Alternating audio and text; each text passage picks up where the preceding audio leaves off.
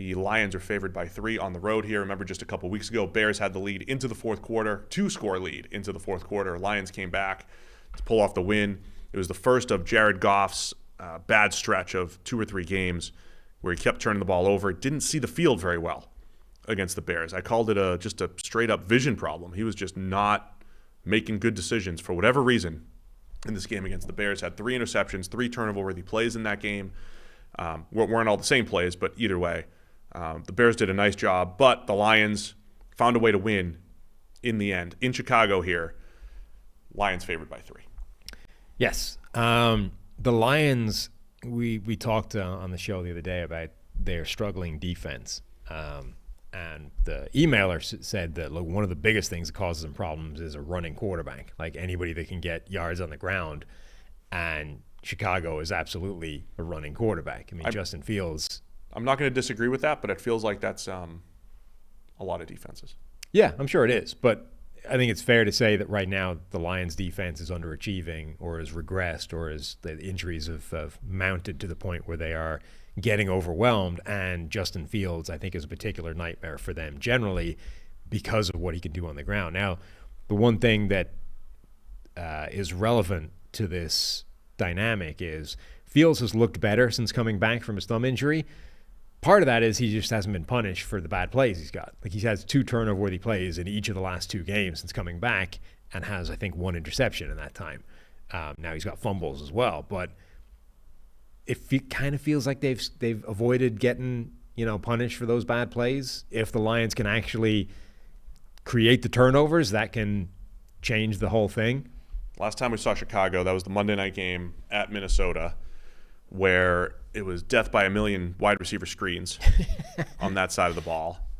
It was really weird, man, because, again, the fact that Fields started this season looking like he'd never played quarterback again, like his first couple starts, he had never played quarterback. Like, there's 3 open receivers, and you've decided to run backwards. Why is that happening? Well, there was that, and then there was why did you spend last season's half a year it took you to understand why don't we use this guy as a design part of the run game? And then at the start of the season, it was like we just rebooted. We forgot all of that information, and we started over again.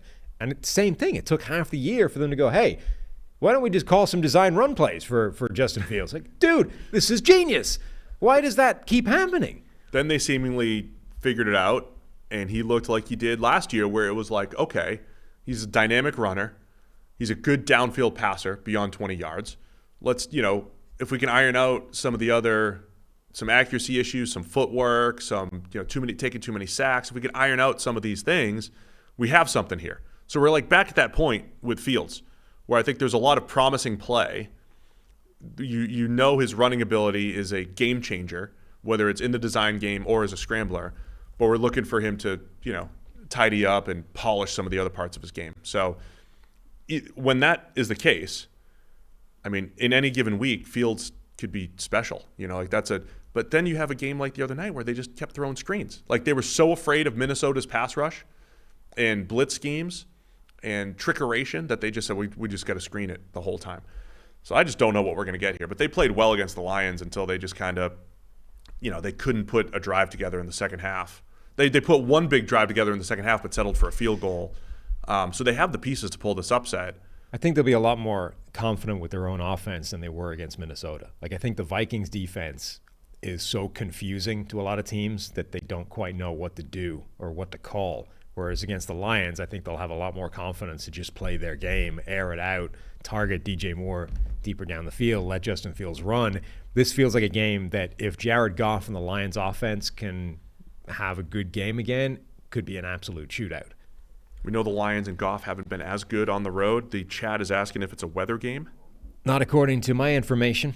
36 and scattered clouds. Whatever API we use for the weather in Greenline uses scattered clouds a lot. A lot. Every game is scattered. Well, how often do you see clouds that are, congealed? It's all scattered. It's all scatteed. So is that just rolling partly cloudy and mostly sunny into one and saying that's all of that scattered clouds? No, I think I guess the question would be, what is the difference between scattered clouds and partly sunny? There's some sort of I don't know if we have any meteorologists that listen. I asked for billionaires the other day. Right. Somebody stepped up in the YouTube chat, said, billionaire here. Really?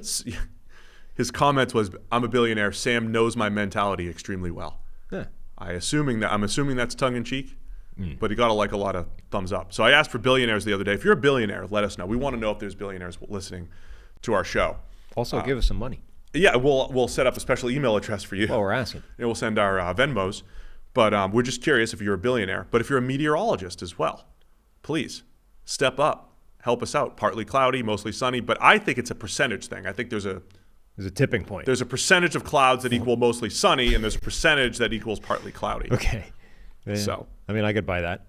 I went to school with a couple. Absent of knowledge to the contrary, that feels reasonable. I have a couple meteorologist friends from college that we'll ping on Twitter or something. I'll try to get some answers here. Great. Anyway, Lions on the road here. What is it, 3.5? Is what I'm seeing right now. Do you have it at 3? 3 is in the document. I see it 3.5 on Green Line, I believe. Okay, well, it must have moved since I put it in. Feel free to change it. Yeah, man, Lions. And look, I still think it has moved, and it moved like a minute ago. I worry about the Lions' defense as far as their ability to going forward. Alim McNeil just got put on IR at defensive tackle. They're bringing in Bruce Irvin, in year 11. So they're trying to figure out some help for Aiden Hutchinson up front. Secondary's been banged up. They're holding on as best they can, but I think the Lions offense will get this thing done. So where are you going with this one? So we're going to go 3.5 here? Yep. Who are you taking? Okay. Yeah, sure. I will buy the Bears at home, having enough success to keep it within 3.5. All right, give me the Lions.